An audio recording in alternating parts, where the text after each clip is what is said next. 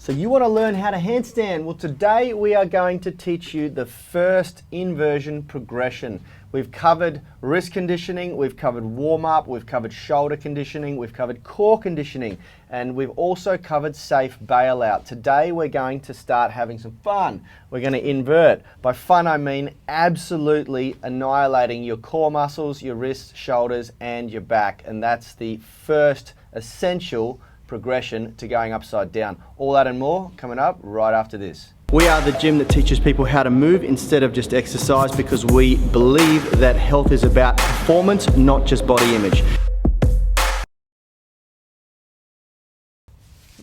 All right, we're back and I have my beautiful guest here, Kalisha May, and she is absolutely crushing it. One thing I haven't said for the week that she's been here on the show, because the shows are doing really well, it seems like you guys like her. You can follow her on Instagram at Kalisha May, right? Yes, that's right. For all things female fitness, mothering, mumming like a boss, all that sort of stuff. Shameless plug, we'll get it in there. I probably should have done it earlier. How are you feeling today? Feeling good, thank you. Yeah. How's the body settling down after this week's training sessions? I haven't been able to train since for child reasons, so I'm fine. Yeah. Yeah. Good. Yeah, we've got to get a session in today. We have no kids today, guys. So if you've tuned in to see our lovely kids again, sorry to let you down. My father is back and babysitting again. So we have an arrangement where our kids go to daycare 3 days a week, actually above the gym here, which is really handy. We have a daycare centre above the gym, and 2 days a week my father, who's an amazing man, takes them and gives them some Olpa love. So today we don't have any kids. Nope. We're going to get some work done. Mm-hmm. Today's progression that we're teaching is very, very important, guys. As we spoke about, there are the foundations that you need to nail before going upside down if you want to ever achieve that straight line handstand. Today's progression is all about building the strength to be able to safely take yourself on and off the wall. As I demonstrated in yesterday's show, in case you missed it, check out the cartwheel essentials, the bailout essentials that we did yesterday, because I demonstrated how you can, once you really get good at the cartwheel, you can get onto the wall and off the wall basically using a cartwheel. But that takes a bit of skill. And today we're going to learn how we get on and off the wall if you can't cartwheel onto the wall like that. Now, I also had a really good question from one of our Movement Mastermind tribe as to why we don't teach the rollout, which is what's taught in gymnastics, and we teach the cartwheel bailout method. I'm going to answer that at the end of the video, so remind me, because there's a 99.9% chance that I'll forget to answer that question. Remind me at the end of the video to answer that question, because it's really, really important and it's a great question. Let's, if Richard's ready, we'll get the gimbal fired up and we will take a walk out onto the gym floor and demonstrate the handstand wall run. Okay, so we're going to use a wall here. You have to excuse the mess. We're doing some renovations on this wall. We're actually reinforcing it for handstands because our tribe have put holes in it, and you can see here there's quite a lot of damage. We use the walls as part of our workout, but we're reinforcing this with some thick timber, so it's going to be awesome soon.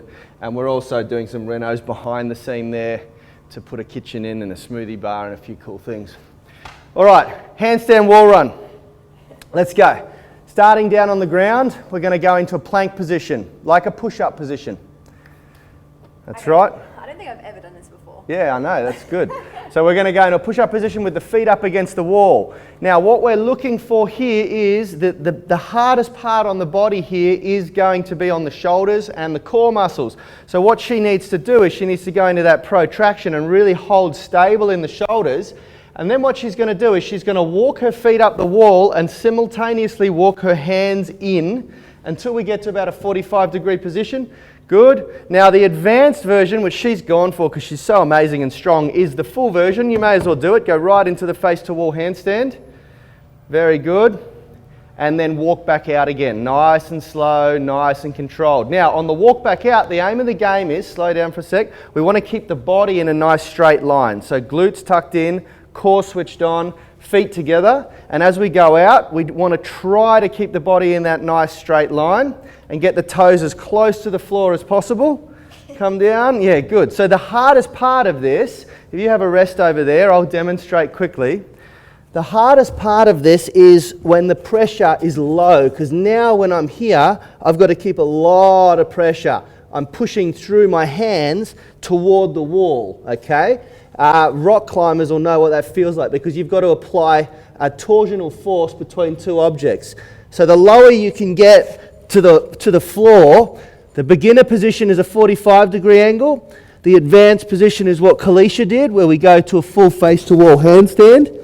Then when we come back down, we want to keep the body in a nice straight line, and we want to try to get to as low a position as possible, really bracing through the shoulders and core.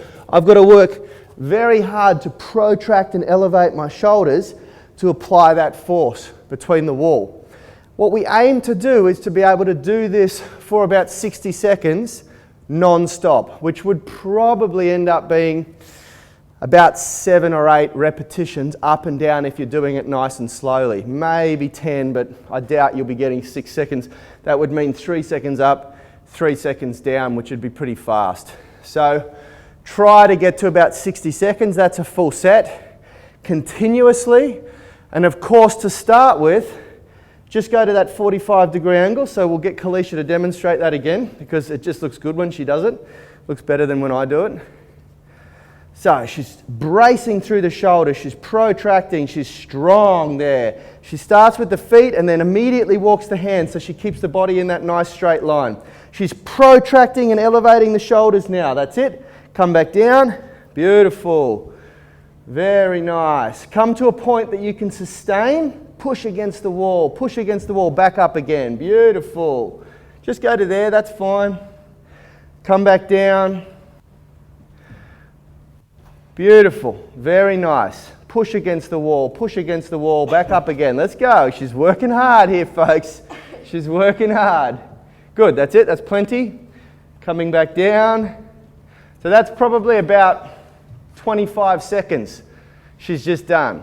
That's about half of the goal. Now remember, that 60 seconds is not an expectation, it's a goal, okay? Don't kill yourself doing this and then ring me up and say it's your fault because you told me to do 60 seconds and I failed and fell on my head. The idea is to progressively overload every movement that we do. So a starting point would be only going to 45 and only doing 20 seconds. And then slowly progress that by getting 60 seconds, doing 45 degrees, and then bring it back down to 30 seconds and go a full face to wall and back down. You might be able to get 3 reps out to the full face to wall. Kalisha, if I was sitting here screaming at her to give me 1 more rep, she'd probably get 3 full face to wall quite comfortably. But because for the purposes of today's video, I don't want to watch her go to failure. I know that would be extremely fun for the audience, but she's got to train later on. All right, let's wrap this up in the studio. So to answer Rachel's question in regards to the best bailout technique, yesterday we did a show on bailing out using a cartwheel, and I've answered her question in the comments section, but I'd like to answer it publicly because it's a really great question. She asked, why don't we teach the rollout technique, which is how kids are taught gymnastics? Now, I did gymnastics for 3 years as a kid, and I know what she's referring to. The rollout is where, when you're in a handstand position, you tuck your head through your arms and you do a forward front roll. So you basically curl your body down and do a forward front roll. Now, I would probably be able to pull one off out there, but I'm not even going to attempt it, and here's why. It's risk versus reward, Rachel. In the respect of the type of people that we're training, we teach adults how to do calisthenics and gymnastic skills. We don't usually teach kids. In fact, we're not even licensed to teach kids under 16 years old. And when you're teaching adults, adults break a lot easier than children do. The other thing to consider is that gymnastics is is all about form, complexity, and appearance.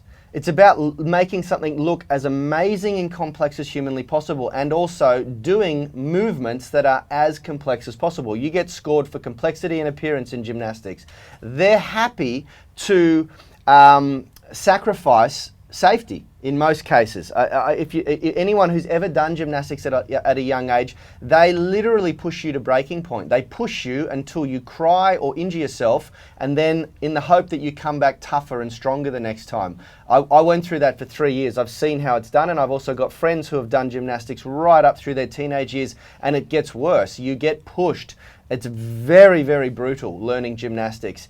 It's amazing. Your body becomes very strong and resilient over time, but it's brutal. It's almost a form of torture in some academies, you know. And what they put young kids through is pretty intense. So we don't train people like that. One, because obviously the risk versus reward factor. Two, we want to try and make it enjoyable for people, you know, and learning gymnastics in most cases is not enjoyable. The end goal is something that's very, very rewarding, but the process of training can be quite unenjoyable because it's so competitive and it's so ruthless and it's so hard. And yeah, that's why we don't teach the rollout. I hope that answers your question. It's risk versus reward. If you muck up and you don't get the head positioning right and the neck positioning right, you come down with a lot of force onto your neck. And if you don't get the roll perfect, then you can put your neck under a lot of stress.